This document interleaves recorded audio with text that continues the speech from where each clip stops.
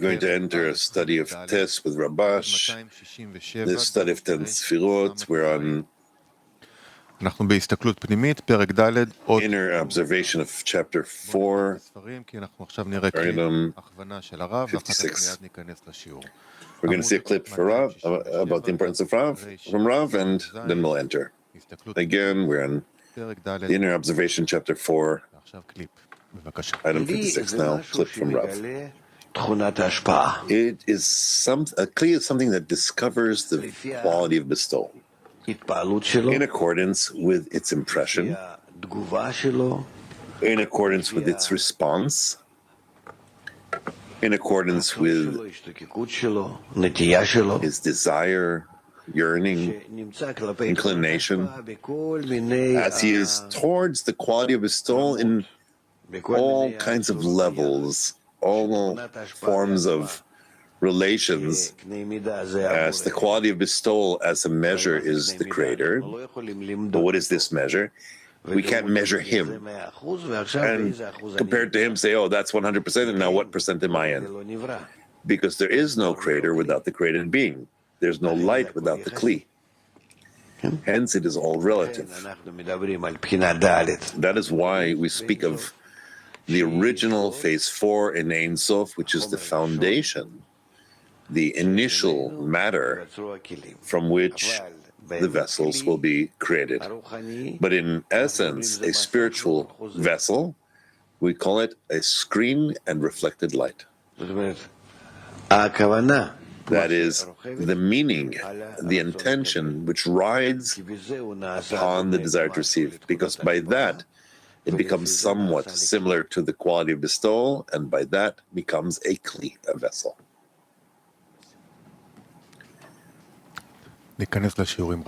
We'll enter to the lesson with Rabash.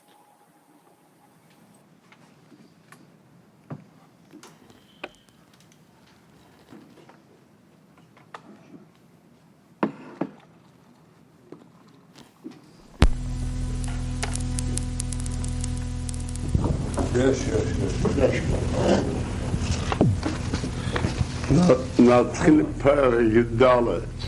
Let's start with chapter 4. Here, he tells us that there are 10 kinds of vessels. The root of all the vessels is phase 4. So there are 10 kinds of vessels, but the root of all the vessels is phase 4. 56. The first kind is phase 4 of the 4 phases of direct light, which is the root of all the vessels in the worlds. This is Malchut of Ein Sof, where the first restriction was performed on this vessel called phase 4, meaning receiving in order to receive. And so we find that prior to the restriction, she clothed all 4 phases of direct light, which is the meaning of the upper light having filled the entire reality. And there was no other phase of reception but her. What does it mean, but her? But for Malchut. What does it mean, but for her? I want to specify here. But for the receiving in order to receive. Once she was restricted and corrected with a screen,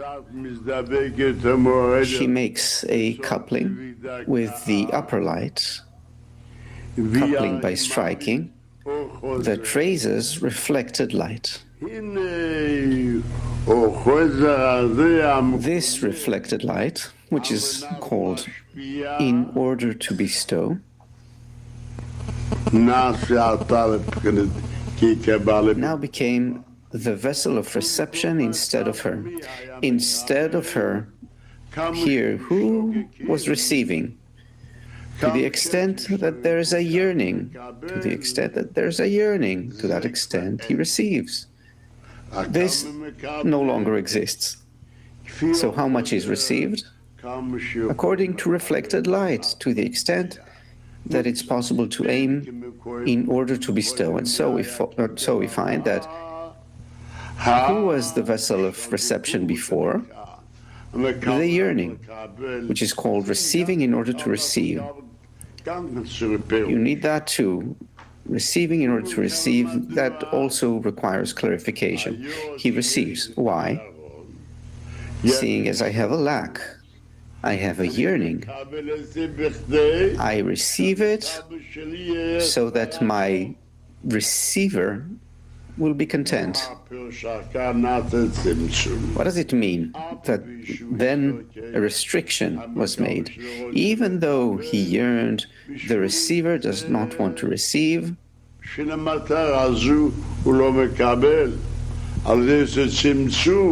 this purpose, he will not receive. He makes a restriction over it.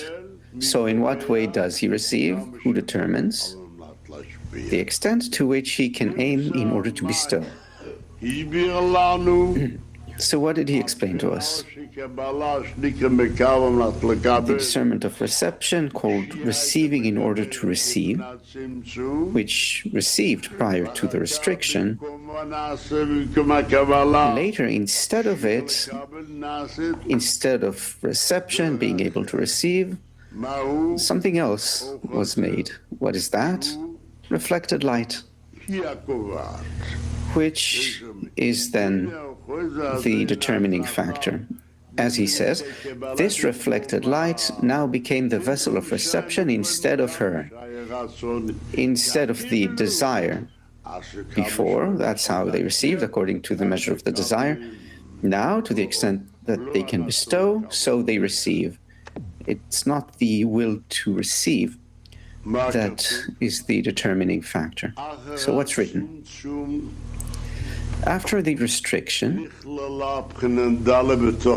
phase 4 was incorporated in the screen, and the reflected light became the vessel instead of her. So, this means that before, how were the vessels measured before? According to the empty space, the void, according to the lack. But this is not the right gauge. What is the gauge then? The extent to which it is possible to bestow, which is called reflected light. 57. Know that the above mentioned phase 4, which is called receiving in order to receive,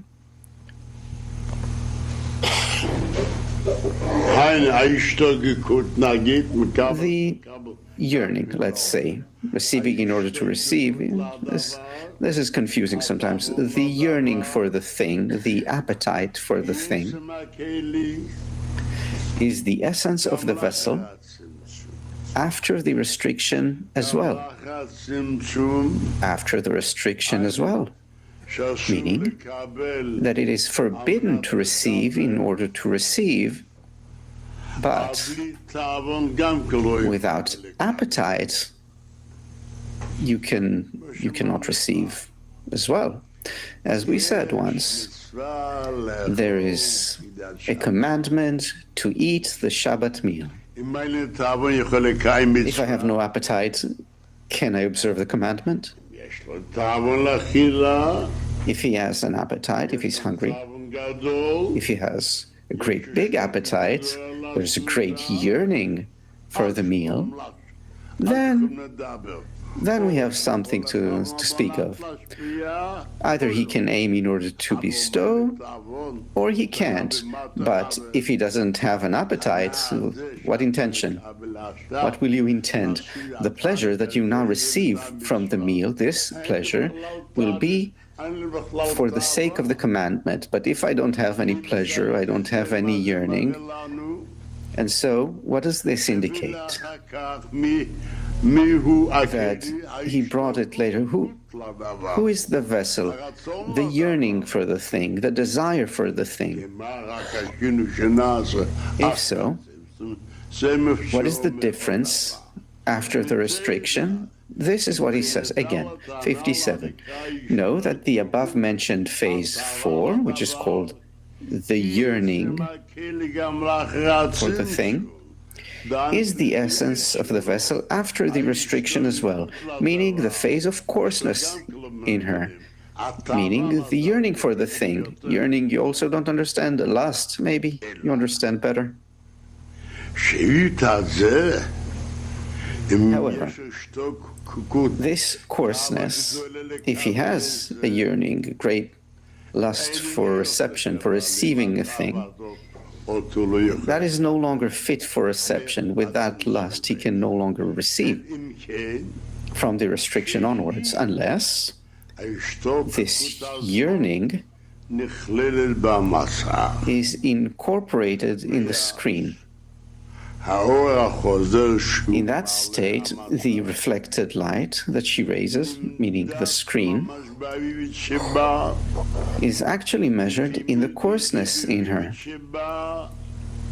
And according to the measure of the coarseness in her, so is the measure of light that she raises. This reflected light became the vessel of reception for the measure of the height of the level of the upper light. What does he say here?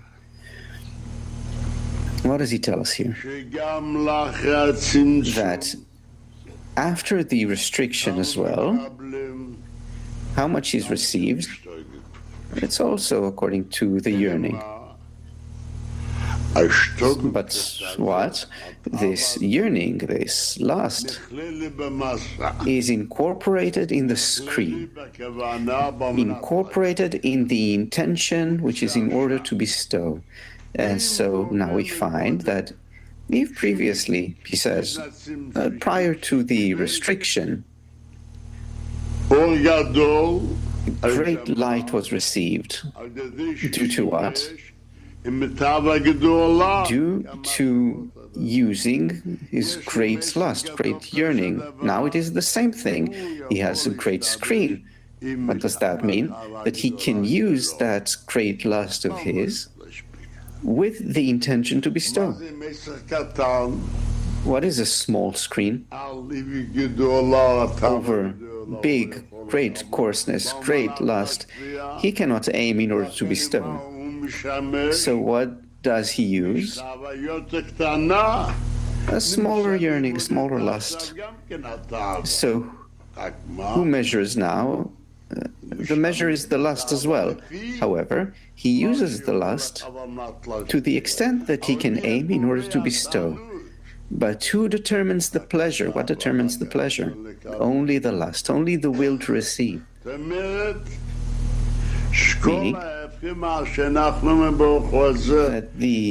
that what we talk about regarding the reflected light, this does not apply to the yearning, meaning, but what? The lust. So this allegory, this is a good allegory to mention. Every person, well, not every person exactly, but usually, every person in general, a person who wears a small talit. How do you say? Small talit?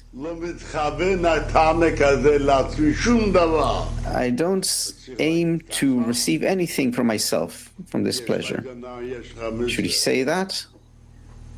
Does he have some small pleasure from it? Therefore, you cannot extend a great pleasure. You don't have the lust for it. Why doesn't he lust after it? You don't see. And indeed, why don't we see? This is called a correction, called the restriction. Meaning that before the person knows that he can withstand the trial,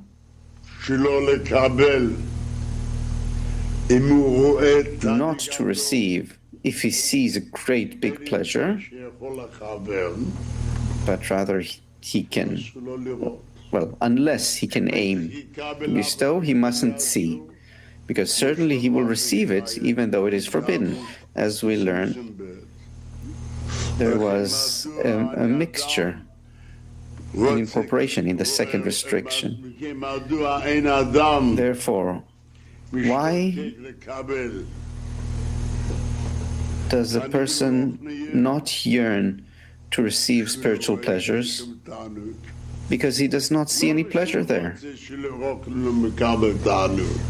It's not because he doesn't want the pleasure. He just doesn't see that there is anything there. Why doesn't he see it? He says that it's a correction. There's much to speak of here. It relates to knowledge. It relates to the work. It's not something to talk about. Clear this? This is clear? Let's continue. Here we talked about one vessel. You ask, we learned that Malchut performed a restriction. From where does she have the power to receive in order to bestow? First of all, what are we even talking about? We say that Malchut received the light and was awakened. By whom? By the root of Malchut, called Binah. Meaning, we learned about 4 phases in the 4 phases of direct light. And we said what Chokhmah is. That the light and the vessel came from the emanator. The emanator created something from nothing, a lack. And he gave the light at the same time. So this is because we learned that a person cannot yearn for something that he never saw or heard about. And then we learned that Chokhmah at its end, after having received the light, she felt that the root is the bestower, while she is the receiver, and there is a rule. We see that the branch wants to resemble its root. Therefore, Binah, which is called Chokhmah at its end, does not want to receive. What does she want? Chasadim. She wants to be in bestowal. And seeing as in spirituality every new form is a new discernment, she can no longer be called Chokhmah, only Binah. But this is one issue, let's say. Bina. Bina.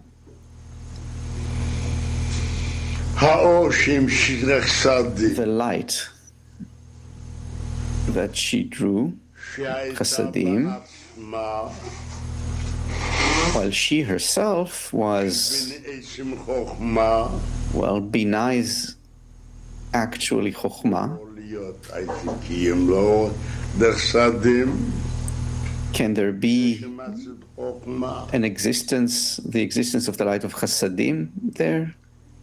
When Chokhmah exists there, the essence of Chokhmah. But the light of Chasadim, this light of Chadim, this light of Chasadim that she extended,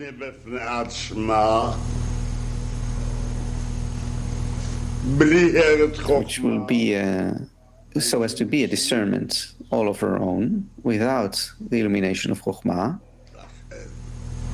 that cannot be. Therefore, the illumination of Chokhmah was extended such that she can exist. And this is called Zer Anpin. Her extending the illumination of Chokhmah, that existed only in Zer Anpin. So that this discernment of Chasadim will be able to exist. Thus far we talked about 3 discernments. What happened after that? This inner urge came again from above, meaning the Creator's thought, which is called his desire to do good to his created beings. It wasn't about the lower one receiving from Zer Anpin, only to receive everything expansively. Therefore, Zer Anpin, at its end, extended the same light that was in Chokhmah. But what's the difference then? Chokhmah did not extend the light, did not draw the light. Everything came from the upper one. Whereas Malchut here doesn't have the light of Chokhmah, but she draws it. There is a discernment, the discernment of the lower one. She discovered the yearning for the thing. This we call a vessel, meaning a new form which did not exist prior. Meaning, up to Malchut, the 4th phase, the degrees did not extend in the discernment of bestowal. Chokhmah is called coarseness of the 1st phase, which does nothing. Bina is entirely Chasadim, there's no reception. Zer Anpin is also Chesed. What Zer Anpin receives is only the bare necessities. So it follows that where was the discernment of the receiver revealed?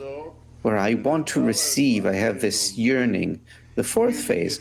And that's why we say, who is called the new form, the receiver? Malchut.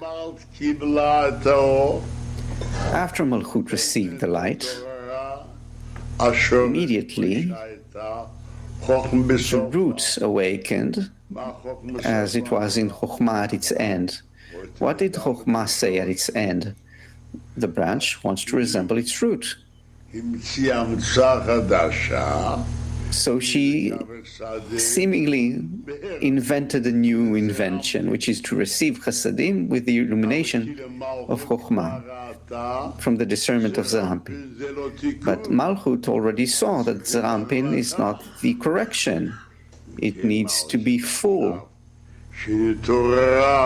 If so, what is done now, after she's awakened, wanting equivalence of form? Malchut of Ein Sof, which received that new invention. In order to receive, I shall not receive, but only in order to bestow. That way I want to receive. So it is said that in order to receive, not receiving in order to receive, that is called the restriction. If I want to receive with the intention to bestow, that is called the line. So we find that Malchut herself said that without this condition, I don't want to receive. This is due to the root, because she wants to resemble the root. If so, why does she receive in order to bestow? Two reasons. If we learn, we always learn a little. It's always like this. If we say Malchut remained in darkness, does not receive, is there equivalence with the bestower or not? No. The bestower opposite the pleasure or opposite the darkness.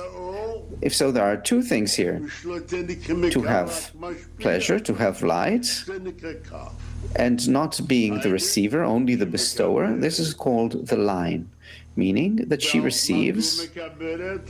Why does she receive? Because the emanator wants, his desire is to do good to his created beings, for them to have pleasure, and this is called the line. Really, this is root and branch. This root causes this branch. And there in Panim Masbirot,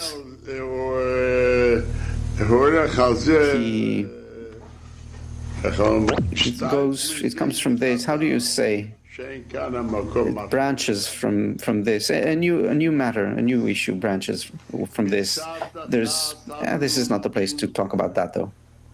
Listen, on one hand, we learn that we have four phases. On the other hand, we learn there is one discernment. What is one discernment?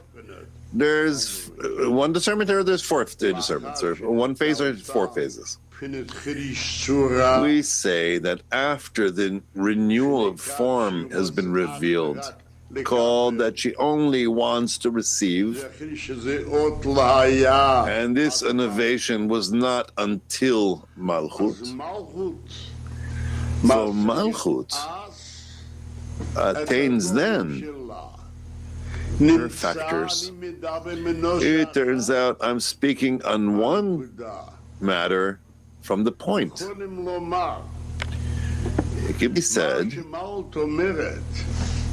what Malchut says about Bina having this form, what she attained herself, also we don't know. Why? There's no attainment of light without vessel. It turns out that what I'm speaking of, that which Malchut has attained, it turns out that we're speaking of one subject after it's been through four phases, four stages. Not that it starts in the first stage. It begins in the lower one, in the fourth stage. And then he attains who? Its own factors. We'll start with item 58. What's the headline there? The expansion of the light and its departure caused existence of the vessels. What's written here? What is a kli? That which is received is the vessels, the kli. What happens? The departure of the light caused the vessels. If it doesn't have light, what does he receive? What for do I need vessels? To receive. What's written here? The expansion of the light. Okay, only to where does the light expand? First of all, we need to know what is an expansion. There are no places from which they expand from place to place. So what he explains is what expansion is. Revelation, as if the expansion from concealment to revelation. If so, it wasn't expanded, it's a vessel. And its departure caused the existence of the vessels. What? So what did he receive first? Rabash, what? He didn't receive. What's the benefit of this vessel if he doesn't have light? All the vessels that we need to have vessels for are in order to receive.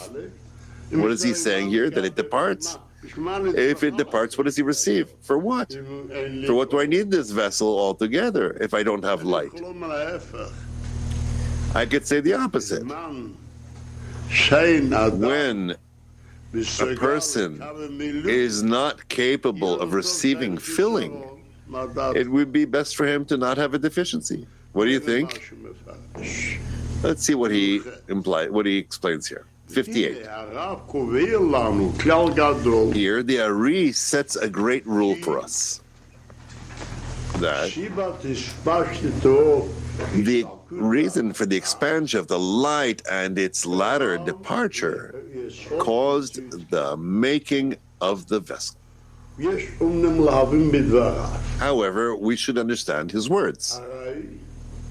Since the first expansion too, the first one prior to the departure of the light, requires a vessel even before it departed. Why? As there is no light without a vessel. Who tells us that there is light? When there is one who attains, or that they say that there is light? The one who attains is the vessel. And without attaining something, how could you say there is light? In that case, what does this mean? The expansion of the light and its departure, that's the vessel. We should explain his words according to what he wrote above. That when the first expansion, which emerged from the Peh of Ak, it emerged all mixed together. In other words, the light and the vessel were mixed in one another, and the vessel was indistinguishable before the departure, though it was necessarily there.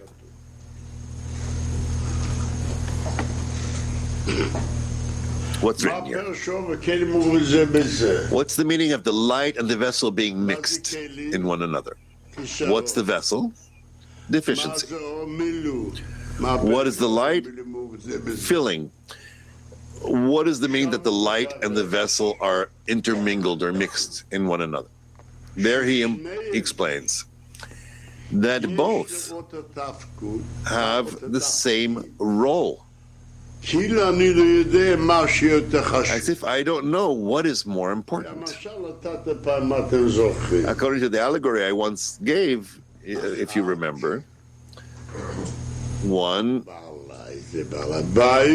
comes to some landlord and he gives him a meal. He's like, I have a problem. What's your problem? I have great passion. I am very hungry. Is that a problem or vice versa? You're being given a meal. I'm not hungry. What is his big trouble? What is worse? That he doesn't have an appetite, or that he's not hungry? Or that he's hungry would be better. So we see, when there's a meal, hunger is a good measure. That's considered they both have the same role in the meal. One without the other does not go. However, when it is noted that he is when is hunger considered a bad thing?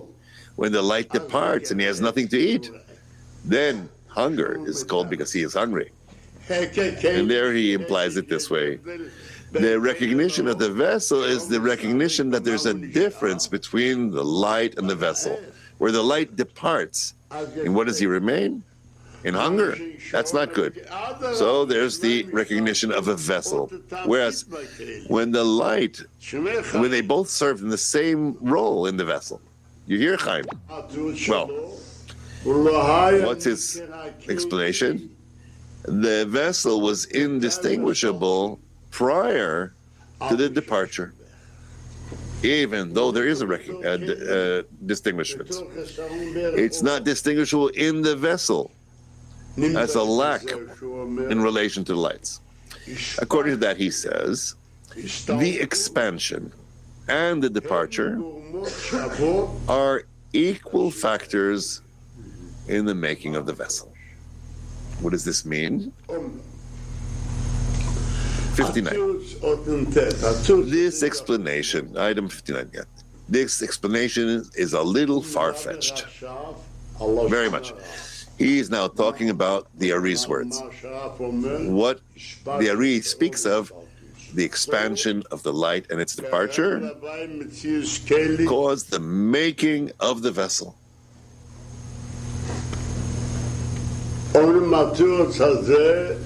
This explanation is a little far-fetched, very much, very little. A little far-fetched because the term caused the making of the vessel does not sit well. Why?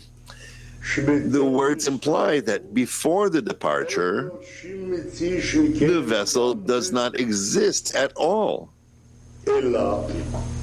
But we must delve deeper into his words.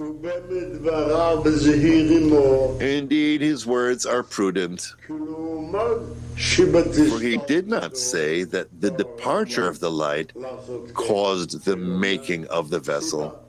Rather, he says that the expansion of the light afterwards and its departure caused the making of the vessel. It means that both of them, the expansion and the departure, are equal factors in the making of the vessel. What is the meaning? He doesn't explain it yet. So now he wants to explain. Earlier, he explained to us what is the initial matter of the vessel.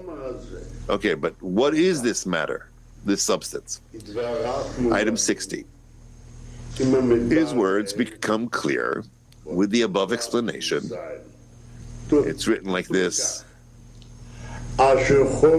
in 57. That the first substance of the vessel is phase 4. What is phase 4 of direct light?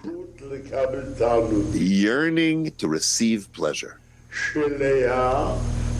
over which, upon this yearning, there was the first restriction, meaning that the great will to receive incorporated in the light of Ein Sof, called Malchut of Ein Sof, she was completely indistinguishable in Ein Sof, a matter of disparity of form, and the beginning of her manifestation was after she had been restricted and became a vacant space. In that state, the great will to receive became apparent as oppositeness of form from the upper light, which is all bestowal and has nothing of the will to receive whatsoever. And by this, the Malchut was separated and descended and became distanced from the upper light from end to end. It is so because disparity of form is the differentiation in the spiritual. And the oppositeness of form is complete separation in the spiritual from one end to the other. Hence, from then on, after the restriction, this great will to receive in the restricted phase 4 is considered the great coarseness in the worlds compared to the upper light, which is regarded as the ultimate refinement in reality. This is only from the perspective of the cleanness from the will to receive. For all of it is to bestow. We have no further attainment in the upper light, in and of itself, as we have already discussed at length in part 1. And we need not elaborate further here. What is he telling us here?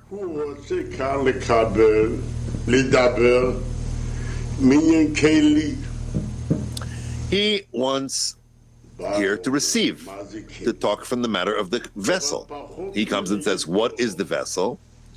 Something that is lesser when it's against, compared to the light. If we say that the purpose of creation is to do good to its created beings, and we say that the measure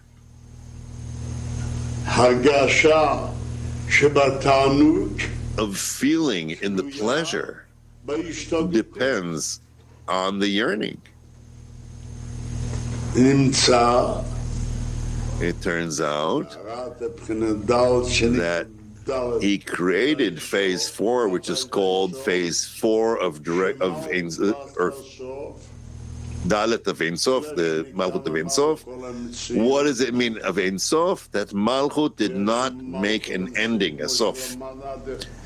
Rather, it is considered that she fills all of reality, meaning that it fills all of reality like we learned in the way of the allegory. And if he wants to say by the allegory, to do good to his created beings, 100 kilos of pleasure. So he had to be created with a deficiency no less and no more than 100 kilos. To the extent that he wants to give, that's the extent in which we need to create this deficiency. And this desire was filled with this filling, and it's considered that it filled the entire reality, the reality of the desire that was filled. And this is called Ein Sof, as this Malchut has yet to make any Sof, any ending, no end. This is called a lack. There cannot be a creation. It's impossible to do good to the created being. It's impossible to bring him to his purpose, called to do good to his created beings, or for it to be revealed in any other form, rather by the light and vessel. If so, what is the noise here of this vessel, where we say that it's a new thing, it's strange, it's different? This is done only later. After Malchut said she wants equivalence of form, and we learn that this is only due to choice, as if it had a choice to remain this way, and she only did it due to adornment, as she wanted equivalence of form and did not want to receive, not in order to receive. It turns out that when she said that she does not want to receive because she felt that this would be better. This is called just shoresh, root. And this ends when? In the second stage. Meaning, when we say that the desire in the upper, in the previous degree, becomes a law that is obligated in the lower one, it turns out that when was this prohibition made? In the extension of the line. It turns out, accordingly, when was the vessel become a vessel to feel vessel? Specifically after the restriction. And this is what he's explaining to us here. The initial substance that was still without a deficiency, meaning when there needs to be a differentiation between light and vessel, since it cannot have a reality of the purpose of creation without one without the other. Only what? After the restriction, she wanted equivalence of form, and then this discernment called a kli was revealed. You said, I said many times, if we give it like in the allegory, I don't mean about the allegory, but we rather find a certain allegory. Just like in an allegory, there is such a reality. So I learn also about the light that there is such a reality. Don't look for allegories which are against this reality. That's not an allegory. That's the consequence of the allegory, the explanation. Only from the allegory, we learn that there is such a reality. Meaning, he says that the line is called above down. What is above down?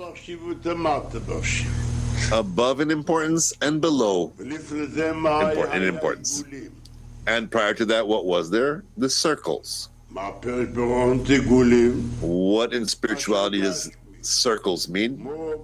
A corporeal allegory. Just like we talk about a round thing, we don't find any distinguishment between the degrees that belong to the circle. Just like that, there would be no above down. So he asks, if so,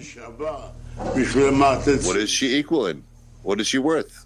What was there a restriction for? Answer, adornment. What's adornment? So he says an adornment is not called a deficiency. So I'm telling you, I'm inventing an allegory. What is the adornment and what is a deficiency? But not the allegory. The allegory is for us to give an example in order to understand. I said it, so I said an allegory. Once, a Jew came from Russia with 6 children in the winter to some settlement. And the committee in the settlement wants to, let's say, 50,000 liras to be able to become a member, and they'll give him an apartment and he can live there. This Jew doesn't have. He came, he has no money. Meanwhile, his children, he enters with his children into the synagogue, and on the women's side, he's there with his children. They enter the Rav, give them an advice. What do we do? I don't have money. All right, on Sabbath, I'll see. And Sabbath, before the reading, the Rav starts crying. My dear beloved ones, I come here with a man with a family with 6 children, naked, lacks everything, and he needs 50,000 liras. And he cries, and what a situation that his tears awakened in each and every one, such that each contributed and gave him, and he received the 50,000 liras, and he entered the settlement and the children, and it was just fine. Nice or not nice? 3 months later, the Rav comes again, also before everyone,